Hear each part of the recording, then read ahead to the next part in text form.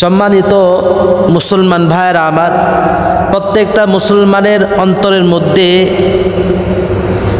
এই আগ্রহ ছিল।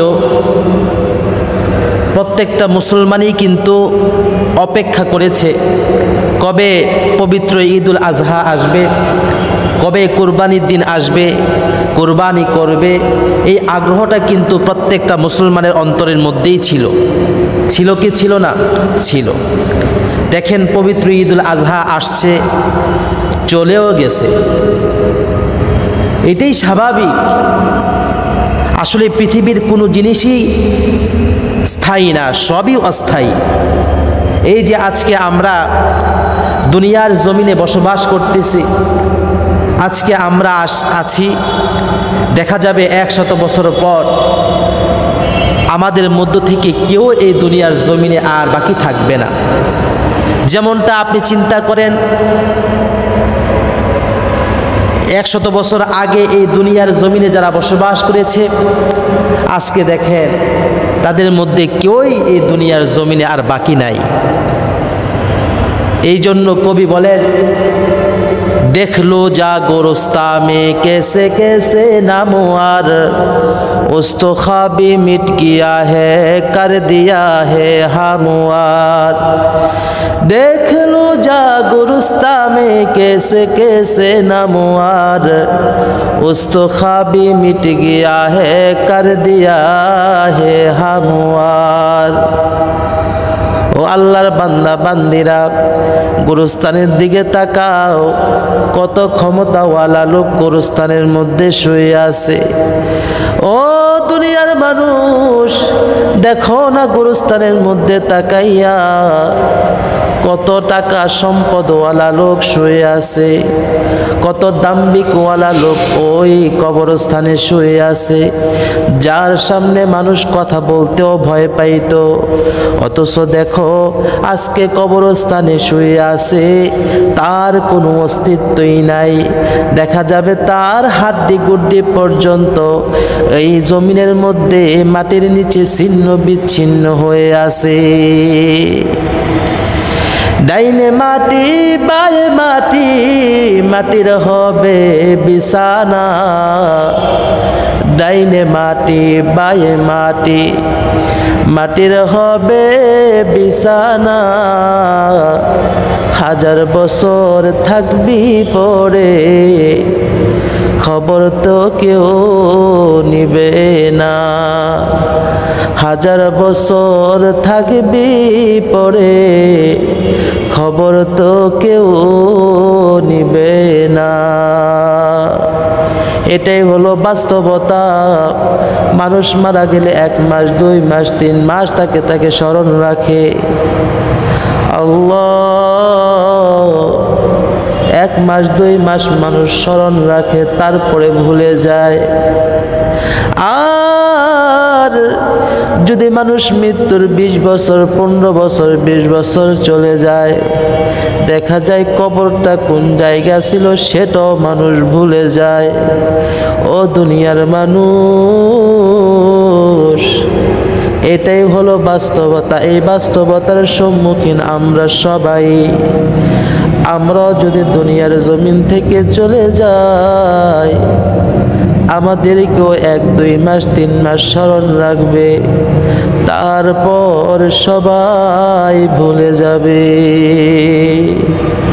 যে মানুষগুলোকে এত মহব্বত করছো, যে মানুষগুলোকে এত মহব্বত করলাম, তারাও ভুলে যাবে। ডাইনে মাটি বায়ে মাটি, মাটির হবে বিছানা।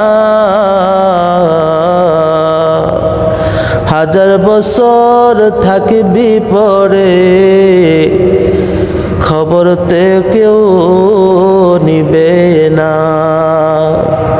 1000 বছর থাকবি রে পরে, খবর তো কেউ নিবে না। এই জন্য মুসলমান ভাইরা আমার, আমাদেরকে একটা কাজ করতে হবে। কাজটা হলো, দেখেন আমরা সবাই কিন্তু মৃত্যুর স্বাদ গ্রহণ করতে হবে। কুল্লু নাফসিন সাইকাতুল মাউত, আমাদের সবাইকে মৃত্যুবরণ করতেই হবে। কেউ ছিল না, থাকতে পারে নাই, আমরাও থাকতে পারবো না, আমাদেরকেও চলে যেতে হবে। মৃত্যুর পরে যাতে আমাদেরকে আফসোস করতে না হয়, এমনভাবে জীবনযাপন আমাদেরকে করতে হবে। মৃত্যুর পর মানুষ কিসের জন্য আফসোস করে আপনারা জানেন? আসলে মানুষ মৃত্যুর পরে আফসোস করে শুধুমাত্র আমলের জন্যে। কিসের জন্যে? জোরে বলেন। আমলের জন্যে। আমার আল্লাহ রব্বুল আলামিন পবিত্র কোরআনের মধ্যে বলে দিয়েছেন, মানুষ আমলের জন্যই মৃত্যুর পরে আফসোস করবে। লাউলা আখরতানি ইলা আজালিন করিব ফাআসাদ্দাক ওয়া আকুম মিনাস সালিহিন ওয়ালাই ইউআখিরুল্লাহু নাফসান ইযা জাআ আজালুহা। এই আয়াতের মধ্যে আল্লাহ বলতেছে, মৃত্যুর সময় মানুষ বলতে থাকবে, আল্লাহ অল্প কিছুক্ষণ সময় আমাকে দেন, যেই সময়টার মধ্যে আমি নেক কাজ করব, নেক কাজ করে যাতে করে আমি নেক কাজ করতে পারি, অল্প কিছু সময় আমাকে সময় দেন, আমাকে সুযোগ দেন যাতে করে আমি নেক কাজ করতে পারি। কিন্তু না, অল্প কিছু সময় তো দূরের কথা, 1 সেকেন্ডের জন্য তাকে আর সুযোগ দেওয়া হবে না।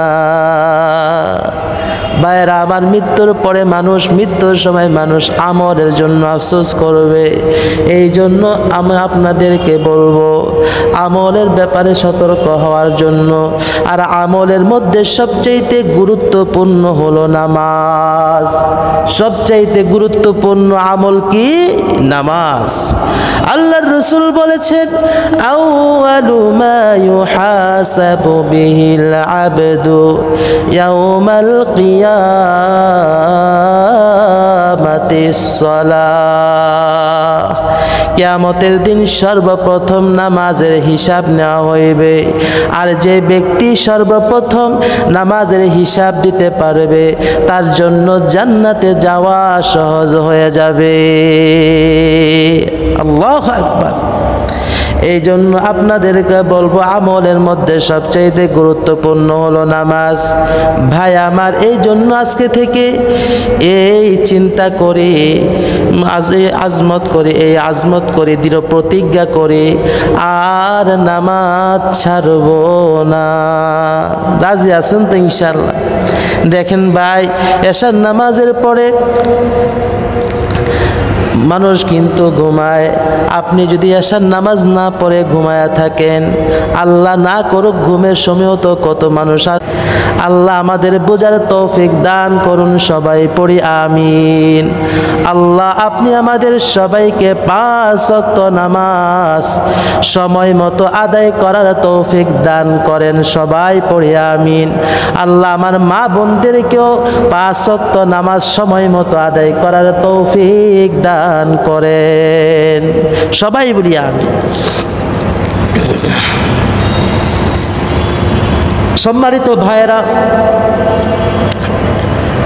পবিত্র ঈদুল আজহা কোরবানির দিন আপনারা অনেকেই কোরবানি দিয়েছেন। আল্লাহর কাছে দরখাস্ত, আল্লাহ তাআলা যেন প্রত্যেকের ভুল ত্রুটি ক্ষমা করে যেন প্রত্যেকের কোরবানিকে কবুল করেন। সবাই পড়ি আমিন। এবং এই কোরবানিকে আল্লাহ তাআলা যেন আমাদের সবার জন্য নাজাতের জরিয়া বানায়া দেন। সবাই পড়ি আমিন। আর যে সমস্ত ভাইয়েরা, যে সমস্ত আল্লাহর বান্দাবান্দিরা কোরবানি দিতে পারেন নাই, আর্থিক অর্থ না থাকার কারণে, অভাবের কারণে, আল্লাহর কাছে দরখাস্ত করি, আল্লাহর কাছে দোয়া করি, আল্লাহ তাআলা যেন প্রত্যেকের অভাব দূর করে দেয়, প্রত্যেকে যেন আগামী বছর কুরবানি করতে পারি, আল্লাহ তাআলা যেন তৌফিক দান করেন। সবাই পড়ি আমিন। প্রিয় মুসল্লি ভাইয়েরা আমার, আমি আপনাদের সামনে কাবা ঘর পুনর্নির্মাণের আলোচনা করতেছিলাম। পৃথিবীর সৃষ্টির শুরু লগ্ন থেকে মোট 10 বার কাবা ঘরকে পুনর্নির্মাণ করা হয়েছে। চতুর্থবার এই কাবা ঘরকে নির্মাণ করেছিল হযরত ইব্রাহিম আলাইহিস সালাতু ওয়াস সালাম। ইব্রাহিম আলাইহিস সালাতু ওয়াস সালাম আল্লাহ তাআলার আদেশে তার পুত্র ইসমাইল আলাইহিস সালাতু ওয়াস সালামকে নিয়ে কাবা ঘর নির্মাণ শুরু করেন। নির্মাণ করতে গিয়ে এক পর্যায়ে যখন কাবা ঘরের দেয়ালটা উঁচু করতেছে, তখন সন্তানকে বলেছিল যে, হে প্রিয় সন্তান, একটা দেখো সুন্দর পাথর নিয়ে আসো, আমি এই কাবা ঘরের কোণার মধ্যে স্থাপন করব, যাতে করে এই পাথরটা মানব জাতির জন্য নিদর্শন হয়ে যায়। চতুর্থবার এই ঘরটাকে নির্মাণ করেছিলেন ইব্রাহিম আলাইহিস সালাতু ওয়াস সালাম। ইব্রাহিম আলাইহিস সালাতু ওয়াস সালাম যখন কাবা ঘরের দেয়ালটাকে একটু উঁচু করলেন, উঁচু করার সময় তার প্রিয় সন্তানকে বললেন, হে প্রিয় সন্তান, দেখো একটা সুন্দর পাথর নিয়ে আসো, আমি কাবা ঘরের কোণার মধ্যে স্থাপন করব, যাতে করে এই পাথরটা মানব জাতির জন্য নিদর্শন হয়ে থাকে। বলেন সুবহানাল্লাহ। একটা সুন্দর পাথর নিয়ে আসছে, এসে দেখে ওই জায়গাটার মধ্যে ইব্রাহিম আলাইহিস সালাতু ওয়াস সালাম খুবই সুন্দর একটা পাথর স্থাপন করে রাখছেন। জিজ্ঞাসা করলেন, বাবা, আপনি আমাকে পাথর নিয়ে আসতে পাঠাইলেন, আনতে আনতে দেখি আপনি আরেকটা পাথর এখানে লাগায় ফেললেন, এত সুন্দর পাথর কে দিল? বলল, জিবরাইল আলাইহিস সালাতু ওয়াস সালাম নিয়ে আসছেন। আর এটা কোনো সাধারণ পাথর না, এই পাথরটা হলো জান্নাতি পাথর। বলেন সুবহানাল্লাহ। এই পাথরটার নাম কি? এই পাথরটার নাম হলো হজরে আসওয়াদ। প্যারে হাজরিন, এতটুকু আলোচনা আমি গত সপ্তাহে আপনাদের সামনে করেছিলাম। এখন বাকি আলোচনাগুলো আমি আপনাদের সামনে আলোকপাত করব, আলোচনা করব ইনশাআল্লাহ।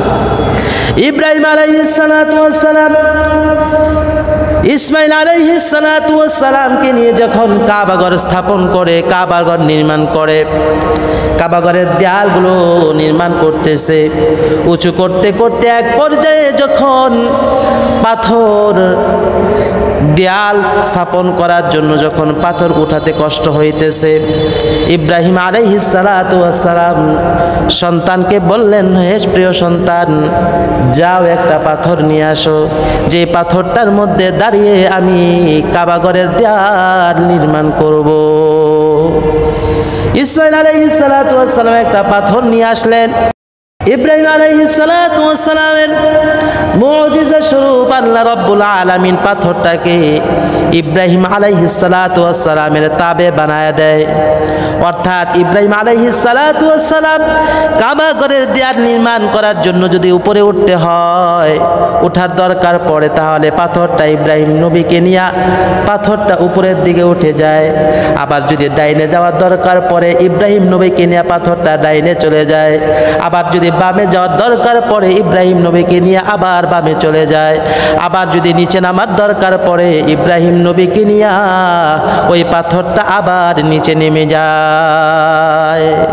ওই পাথরটার নাম হলো মাকাম ইব্রাহিম। পাথরটার নাম কি জোরে বলেন? মাকাম ইব্রাহিম। যে পাথর সম্পর্কে আল্লাহ রাব্বুল আলামিন পবিত্র কোরআনে বর্ণনা করেছেন, ফিহি আয়াতুম বাইয়িনাতুম মাকাম ইব্রাহিম। এই কাবা ঘরের অনেক নিদর্শন রয়েছে, তার মধ্যে অন্যতম নিদর্শন হলো মাকাম ইব্রাহিম। কেমন নিদর্শন? কেমন নিদর্শন? ইব্রাহিম আলাইহিস সালাতু ওয়াস সালামের তাবে আল্লাহ তাআলা এই পাথরটাকে বানায়া দিয়েছেন। আরেকটা নিদর্শন দেখেন, একটা শক্ত পাথরের মধ্যে যদি আমি আপনি দীর্ঘ সময় দাঁড়ায়া থাকি, দেখবেন দীর্ঘ সময় দাঁড়িয়ে থাকার কারণে কিন্তু পায়ের মধ্যে ব্যথা লাগবে, পায়ের মধ্যে ব্যথা লাগবে। ইব্রাহিম আলাইহিস সালাতু ওয়াস সালাম কাবা ঘর নির্মাণ করতে গিয়ে দীর্ঘ সময় কিন্তু পাথরটার মধ্যে দাঁড়িয়েছিলেন, যাতে করে ইব্রাহিম নবীর পায়ে যাতে ব্যথা না লাগে। আল্লাহ রাব্বুল আলামিন পাথরের উপরের অংশটাকে নরম বানায়া দিছে। আল্লাহু আকবার। যার কারণে পাথরের উপরের অংশে ইব্রাহিম আলাইহিস সালাতু ওয়াস সালামের পায়ের ছাপ আছে, এখনো আছে। বলেন সুবহানাল্লাহ। সুবহানাল্লাহ। এই হলো ইব্রাহিম আলাইহিস সালাতু ওয়াস সালাম এবং ইসমাইল আলাইহিস সালাতু ওয়াস সালাম কাবা ঘর নির্মাণ করার সংক্ষিপ্ত ইতিহাস। এইভাবে ওনারা কি করছেন, কাবা ঘরের দেয়ালটা নির্মাণ করছেন, কাবা ঘর নির্মাণ করছেন। প্যারে হাজিরিন, যখনই কাবা ঘর নির্মাণ করে প্রিয় মুসলমান ভাইরা আমার, ইব্রাহিম এবং ইসমাইল আলাইহিস সালাতু ওয়াস সালাম তখন তারা যখনই পাথর স্থাপন করত, পাথর নিয়ে আসতো, পাথর স্থাপন করত, তখনই তারা বলতো রব্বানা তাকাব্বাল মিন্না ইন্নাকা আনতাস সামিউল আলিম। আল্লাহ রাব্বুল আলামিন এই কথাগুলোই পবিত্র কুরআনের মধ্যে বর্ণনা করেছেন।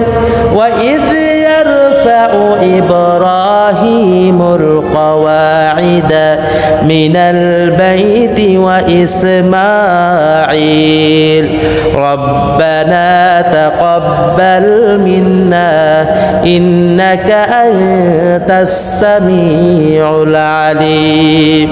আল্লাহ বলতেছেন, ইব্রাহিম এবং ইসমাইল যখন কাবা ঘরের দেয়াল নির্মাণ করে পাথরের উপর পাথর যখন স্থাপন করে, তখনই তারা পড়ে রব্বানা তাকাব্বাল মিন্না ইন্নাকা আনতাস সামিউল আলিম। ওগো আল্লাহ, আমাদের পক্ষ থেকে এই আমলকে আপনি কবুল করেন, আমাদের পক্ষ থেকে আমাদের এই কাজকে আপনি কবুল করেন। বলেন সুবহানাল্লাহ।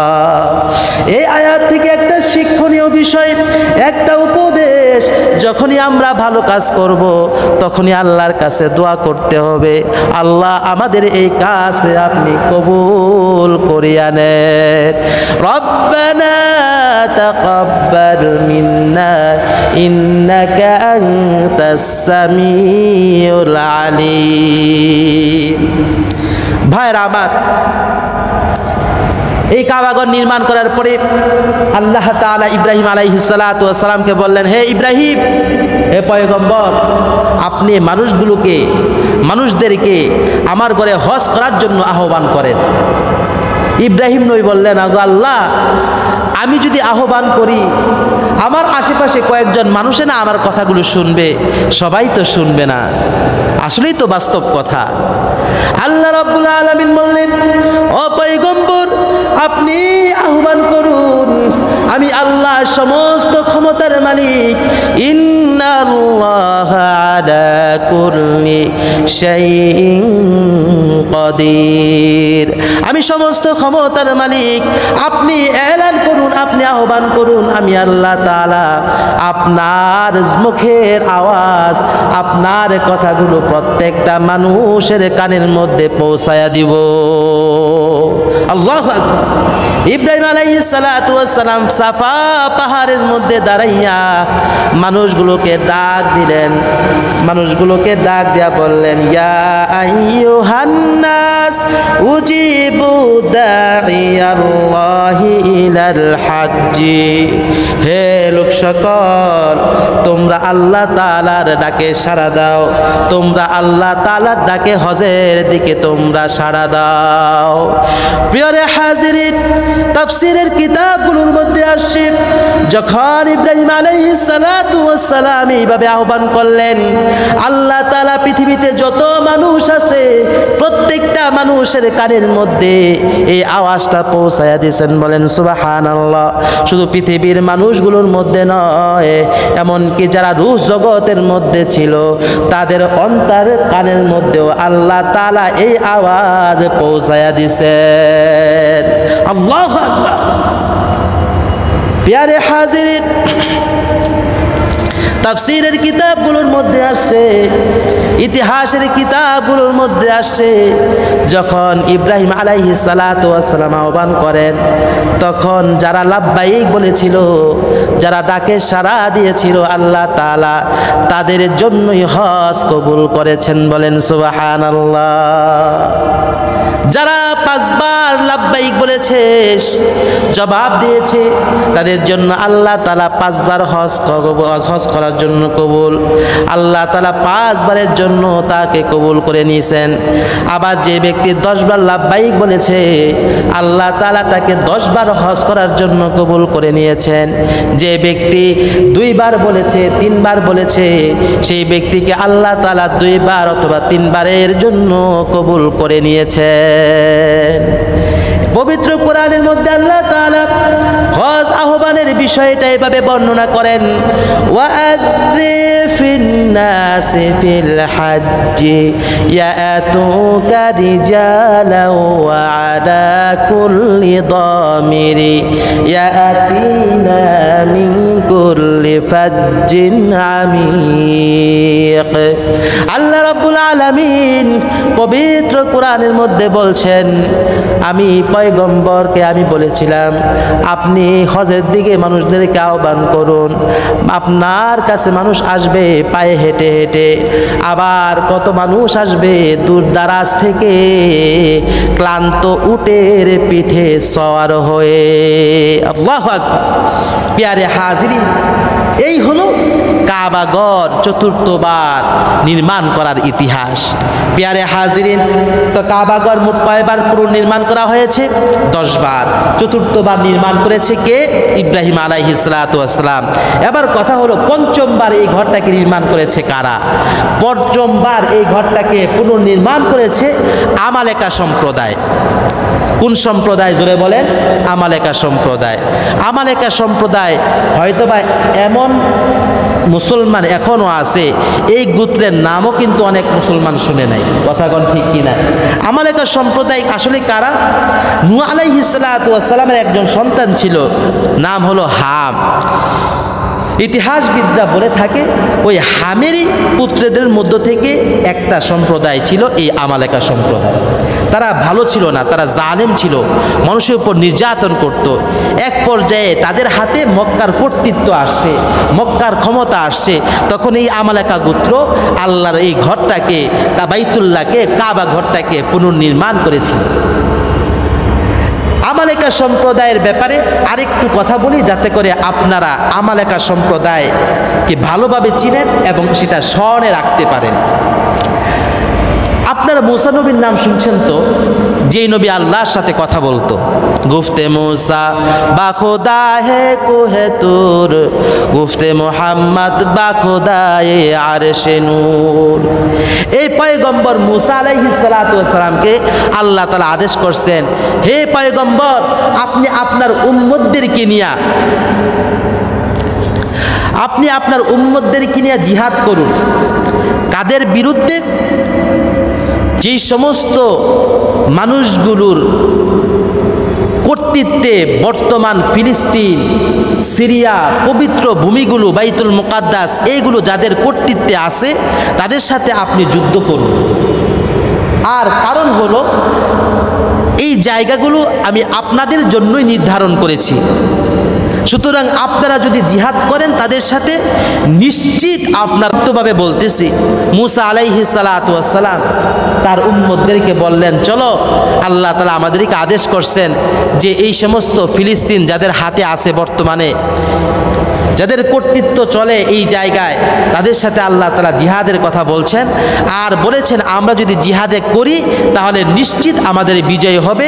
এই বাইতুল মুকাদ্দাস, ফিলিস্তিন, সিরিয়া, এইগুলো আমাদের কর্তৃত্বে চলে আসবে, আমাদের হাতে চলে আসবে।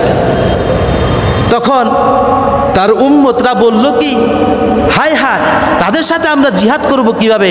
তারা তো অনেক ক্ষমতাশীল, তারা তো অনেক শক্তিশালী, তাদের সাথে আমরা জিহাদ করতে পারবো না। জিহাদ তো দূরের কথা, আমরা ওই সমস্ত জায়গায় প্রবেশই করব না যতক্ষণ পর্যন্ত তারা ওই সমস্ত জায়গার মধ্যে থাকবে। এক পর্যায়ে এই সমস্ত উম্মতরা বলল কি জানেন, যে আপনি গিয়া যুদ্ধ করেন, আপনি গিয়া জিহাদ করেন, আপনার রব গিয়া জিহাদ করুক, আমরা এখানে বসলাম। বলেন নাউজুবিল্লাহ। এই উম্মতরা কি করলো? জিহাদকে অস্বীকার করলো, জিহাদ করলো না, বরঞ্চ কি করলো? নবীকে বলল, আপনি যান, আপনার রবকে নিয়ে যান, আপনারা গিয়া জিহাদ করেন, আমরা করব না। আল্লাহ তাআলা এই কারণে তাদেরকে শাস্তিও দিয়েছিলেন, তীর প্রান্তরে 40 বছর পর্যন্ত আবদ্ধ করে দিয়েছিলেন। অর্থাৎ তাদের জন্য জমিনটাকে সংকীর্ণ করে দিয়েছিলেন।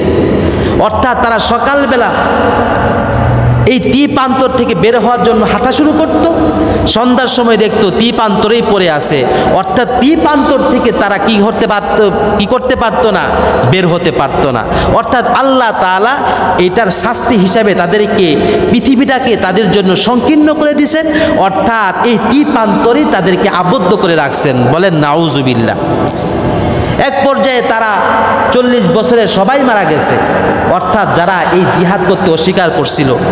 পরবর্তীতে তাদের সন্তানরা জীবিত ছিল, ওই সন্তানরাই কি করেছিল, জিহাদে অংশগ্রহণ করেছিল এবং বাইতুল মুকাদ্দাস, সিরিয়া, ফিলিস্তিন এইগুলো তাদের হাতে চলে আসছে।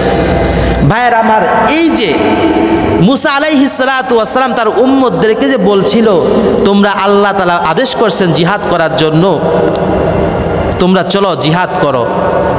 এই যাদের বিরুদ্ধে জিহাদ করার জন্য বলছিলেন, অর্থাৎ বাইতুল মুকাদ্দাস, বাইতুল মুকাদ্দাস, সিরিয়া, ফিলিস্তিন এগুলো যাদের কর্তৃত্ব ছিল, তারাই ছিল আমালাকা সম্প্রদায়। আল্লাহ রাব্বুল আলামিন পবিত্র কোরআনের মধ্যে এই ঘটনাগুলো বর্ণনা করেছেন। কি বলেছেন আল্লাহ তাআলা? ইয়া কওমি দুখুলুল আরদাল মুকাদ্দাসাতাল্লাতী কাতাবাল্লাহু লাকুম ওয়া লা তারতাদ্দু আলা আদবারিকুম ফাতানকালিবু খাসিরিন। আল্লাহ রাব্বুল আলামিন পয়গম্বরকে বললেন, হে আমার পয়গম্বর, আপনার কওমকে নিয়ে কি করেন? এই বাইতুল মুকাদ্দাসে প্রবেশ করেন, জিহাদ করেন। কারণ এই বাইতুল মুকাদ্দাস বলেন পবিত্র এলাকাগুলো আপনাদের জন্য আমি নির্ধারণ করে রেখেছি। আপনারা জিহাদ করবেন, সুনিশ্চিত আপনাদের বিজয় হবে। সাবধান, আপনারা কিন্তু পিছনে ফিরে আসবেন না, ওই ময়দান থেকে পলায়ন করবেন না। যদি পলায়ন করেন তাহলে আপনারা ক্ষতিগ্রস্ত হবেন। প্যারে হাজিরিন, আপনাদেরকে বলেছি। তারপরে মুসা আলাইহিস সালাতু ওয়াস সালামের উম্মতরা কিন্তু জিহাদ করতে অস্বীকার করেছে। তারা কি বলেছিল? ক্বালু ইয়া মুসা ইন্না ফিহা কওমান জাব্বারিন। ও মুসা, তুমি কার কথা বলতেছো? তারা তো অনেক শক্তিশালী, তাদের সাথে যুদ্ধ করবো? আর এটা কখনোই না।